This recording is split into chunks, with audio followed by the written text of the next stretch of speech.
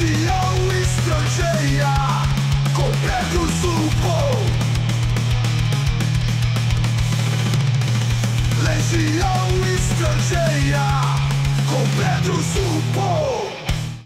E aí, Headbangers do Trincheiras do Rock, tudo bem? Hoje eu estou entrevistando uma lenda, Scott Weinreich, da banda The Obsessed, também da banda St. Vitus. Bom, uma figura já clássica, né? Uma das figuras mais lendárias do Doom Metal, do Stoner e do metal em geral. Vamos conferir como foi? E aí, pessoal do Trincheiras, eu estou aqui hoje com uma lenda do metal norte-americano, uma lenda do Doom Metal. Estamos aqui hoje com o The Obsessed. E aqui eu vou bater um rápido papo pra gente falar aqui do show que eles estão vindo fazer para divulgar o seu novo álbum aqui no show no Carioca Clube essa semana. Então, hi, nice to meet you. Thank you really much for your time. And I would start asking about the expectations for this Saturday, what the band expects for this gig. Okay. Well, first of all, thank you. We're really glad to be here. We've tried to get here before, but we finally made it. It's our first time, so we're excited. I've heard my whole life. I've heard that the crowds here are enthusiastic, and I know we have a lot of fans from the years. So, what to expect from the gig is we're gonna rock and roll, man. You know, like we're gonna play stuff from the whole genre of my catalog. We play stuff from the first Obsessed record, Lunar Womb, Church Within, Sacred, and Gilded Sorrow. So we have a lot of material to choose from. I think we're gonna play about an hour and 20 minutes, which is probably, you know, a lot of songs, probably like 15, 16 songs. And we have a little surprise at the very end too. A song, you know, from another band that I was in, and but I can't tell you. But yeah, I think hopefully, you know, it's going to be fantastic. I mean, you know, we come to rock. I mean, give it 100%, and you know, we're at the mercy of the equipment that they give us. But I think it's going to be okay. Wow. Yeah. Well, I'm sure that's going to be amazing. We are expecting for you for a long time. Yeah. And about the... Fala, pessoal, para ficar mais fácil, eu vou fazer aqui algumas intervenções no vídeo para traduzir para vocês o que está sendo perguntado. Então, a primeira pergunta que eu fiz foi sobre a expectativa para o show que ocorreu aqui em São Paulo, né, no último dia 22, né? E ele falou que as expectativas estavam altíssimas, afinal a primeira vez da banda aqui na América Latina, né? E que ele estava pronto para o rock and roll. About the band history, well, the band started in the 80s, yeah. But the first album was released in the 90s, so these 10 years helped to build the sound that you really wanted for the first album. Yeah, I mean, basically, the whole premise of the band has always been to be original and to be heavy. You know, obviously we're influenced by Black Sabbath, but also bands like Johnny Winter, Motley Crue Orchestra. I've always been influenced by more guitar-driven rock. So the band actually started in like '78, and we started out with the 2 guitars, and we got our first gig at this bar in downtown DC, and we had to play 3 sets. Right? 3 45-minute sets, so that's a lot of material, you know. So we had to play a few covers. The covers we would play were kind of eclectic. Like we would play like maybe Sweet Little 16, Chuck Berry, Your Blues, Beatles, and then even back then we still had some of our originals like Decimation, which later became on Church Within. So we always played. We had to play a few covers, so we played the ones we liked. Okay, so we went through the incarnation. We had 2 guitars, and then the other guitar player really influenced me with the jazz and stuff. But he was too chaotic, so he left the band. So then we wanted to get a lead singer because right then punk rock is hitting. And we're like we were always really into. When I say we, I mean me and the bass player grew up together. Mark Lowey. We were. That's when I say we were like the nucleus, you know. And we found this great drummer, and so we wanted to get a lead singer, And so we looked around and we found this guy. He was sort of like a combination between Iggy, Steve Bader, a little bit of Ozzy, and he was just kind of would do outrageous things, like, you know, like he would, you know, expose himself and all kinds of crazy shit like this. So that was kind of like the punk day where we had lead singers, like Vance Pockets. But pretty soon, you know, it got to be where Vance was out of control.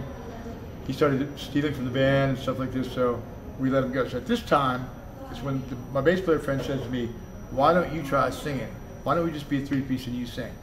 And it seemed pretty daunting, like, you know, it was a little bit like, but I tried it, and it was a little bit of a struggle until I realized if I tuned my guitar a half step down from normal, then everything, all the songs came into my range. So then I could do it.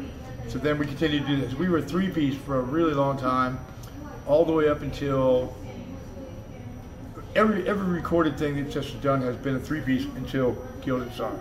So that lineup with me first singing, and we played with Death Row, which later became Pentagram. We played with a lot of cool bands, and we played with Bad Brains. We played with a bunch of punk bands, and you know, eventually, like, we got to the point where there's nothing happening in DC, and so our drummer went to art school. Our bass player didn't want to tour, so that's when I was on my own. So that's when I joined St. Vitus and kind of did that for some years, some other bands, you know.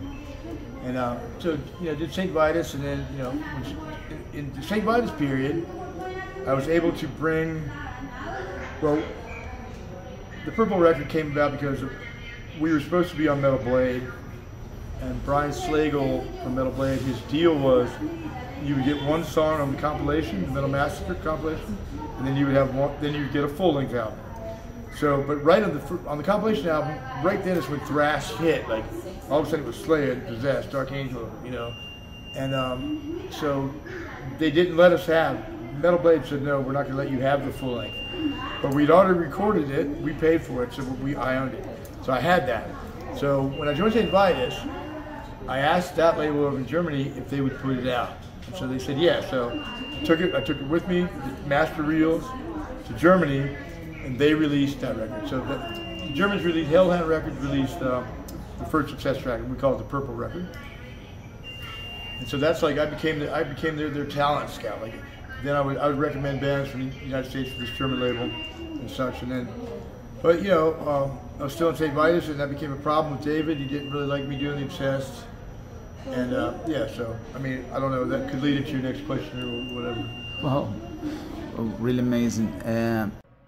Nesse próximo vídeo eu consulto sobre a questão, né, da sonoridade da banda, já que a banda começou no final dos anos 70, mas o seu primeiro disco só foi lançado em 1990, e perguntei qual foi a importância desses 10 anos até o primeiro disco. E aí ele fala desde o momento como eles começaram fazendo 3 entradas, como tocando covers, né, com muito material, que ia desde Chuck Berry a jazz, ao guitarrista que tinha muita influência do jazz, né, a questão dele cantar, que ele precisou rearranjar as músicas, né, mexer nas afinações, nas tonalidades para encaixar na voz dele, né, enfim, um mergulho, né, nos primeiros 10 anos da banda e como isso influenciou na sonoridade da banda. About the time, the time has passed, and as the time is passing, we are always listening to some new material, some new musical influence, and as musicians we are always changing. But I think that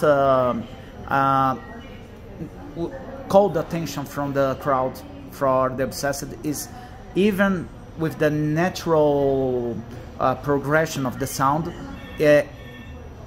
it's always that heavy thing, that heavy sound, that dense and aggressive sound.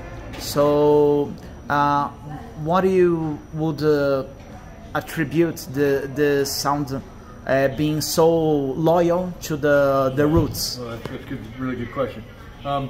You know, we all have our influences, you know. I mean, obviously, things happen to you in your youth or as a child, you know. You carry that with you, whether you've been abused, whatever your influences are, you carry that, you know. So when I was young, I got a chance to see Black Sabbath. I got a chance to see Black Sabbath on the Master Reality tour. Because I'm going to be 63, so I recently looked everything up. So I saw my first concert when I was 10. That was and then I saw the James Gang without Joe Walsh, but brand new guitar player. I saw Sabbath on the Master Reality. It was in between Master Reality and Volume 4. I saw Sabbath, I guess 72 or 3. And I saw Alice Cooper on the Killer tour. That's like early 70s. And I saw Blue Oyster Cult and Nazareth together, Secret Treaties and Raz-Manaz. So that was like 73 or 74. So I'm lucky, you know. So this is what kind of made me the way I am. But I also like Johnny Winter and really cool, like guitar-driven stuff that might be considered a little bit more bluesy. I like Johnny Winter. I like Mob Eastern Orchestra, you know, John McLaughlin. It's always been more, since I'm a guitar player, it's always been more interested in more guitar-driven bands, you know. And so yeah, so that's like, but the main has always been like, I like low end, you know. I like bassy sound, and I also am always been more into the darker theme, like not necessarily like devil type or black metal theme, but just more melancholy music, you know, the sadder music, you know. It's not just happy pop. The sadder stuff is always what hits me the hardest, you know. And that's what, you know, I think that life, life is, it's sort of like the music is a reflection of life, you know. Cool.